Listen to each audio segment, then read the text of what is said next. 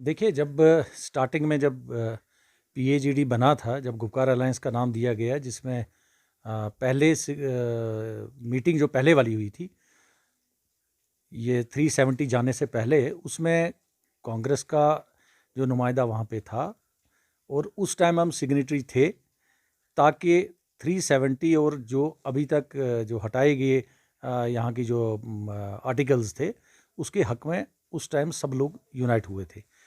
चाहे उसमें national conference थी, पीडीपी थी, या बाकी छोटी मोटी पार्टियां जितनी भी थी वो थी, और हम भी थे। लेकिन 4 के बाद जब वो हट गया, उसके बाद कांग्रेस जो थी वो उसका पार्ट नहीं थी।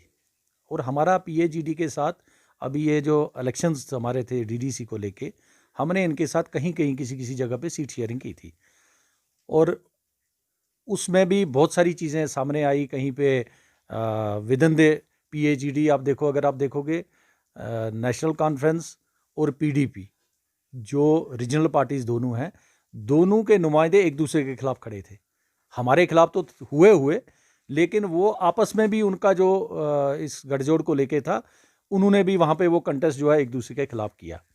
तो कुछ चीज़ें बीच में थी उनकी जो इसको पीएजीडी को जो नुकसान पहुंचाने वाली चीज़ें थी, वो ये थी कि बहुत सारे पार्टीज़ के जो ख्यालात हैं वो मिलते नहीं हैं। जिस तरह कांग्रेस के ख्यालात बिल्कुल अलग हैं। अब एक 135-36 साल पुरानी पार्टी है, और रीजनल पार्टीज़ को लेके हम लोगों ने यहाँ पे सरकारें बनाई कोलेशन में, लेकिन वो जो स्टेट के हित में थी उस चीज़ को मद्देनज़र रख के हम लोग चलते थे।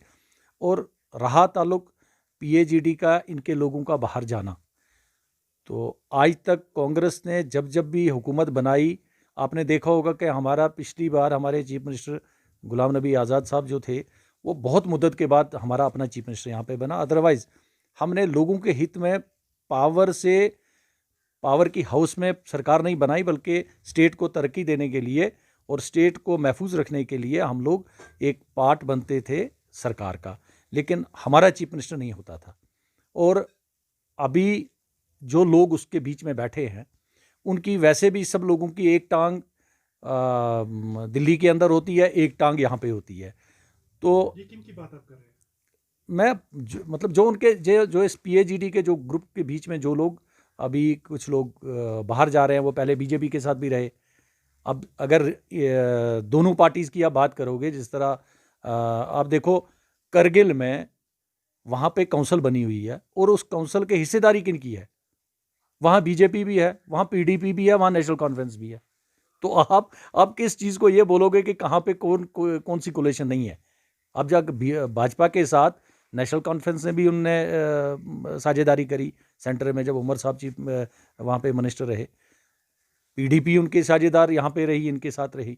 तो कांग्रेस ही एक वाहिद जमात है जिन्होंने पिछले दिहाइयों से जो अपने मुद्दे और मकसद को लेके चल रहे हैं। हमने कभी लोगों को झूठ नहीं बोला। कांग्रेस ने डेमोक्रेसी पे भरोसा रखा हुआ है। मुल्क में डेमोक्रेसी लाने का जो एक काम था, गांधी से लेकर आज तक वो कांग्रेस करती आई हुई है। और हम लोगों का क्लियर कट विजन है कि हम जम्मू कश्मीर और लद्दाख, इन तीनों खित्तों को साथ चलाने की कोशिश हम लोग आज तक करते आए और करते रहेंगे। और वही एक हमारा मुद्दा और मकसद है। हमारा ये भागो दौड़ी वाला, कहीं पे इन होना कहीं पे आउट होना, ये रीजनल पार्टीज़ के लोग जो है यही कर सकते हैं, क्योंकि हर आदमी की तार कहीं ना कहीं जुड़ी होती है। तो वो तार जब हिलती है, उस तार के माध्यम से वो पावर कनेक्शन जो है वहाँ पे उनको जाना पड़ता है। तो कनेक्शन अभी टूट गया क्या? ये तो उनको मालूम होगा ना, क्योंकि जब आप अभी आप कह रहे हो कि नहीं जी, जो लोग बाहर वहाँ से आए, तो इसमें खदशात कुदरती बात है, क्योंकि आपकी आइडियोलॉजी मिलेगी ही नहीं। नेशनल कॉन्फ्रेंस अपनी आइडियोलॉजी से चलती है, पीडीपी की अपनी है, जो बाकी पार्टीज़ हैं उनकी अपनी है, तो कुदरती बात है फूट तो रहेगी बीच में।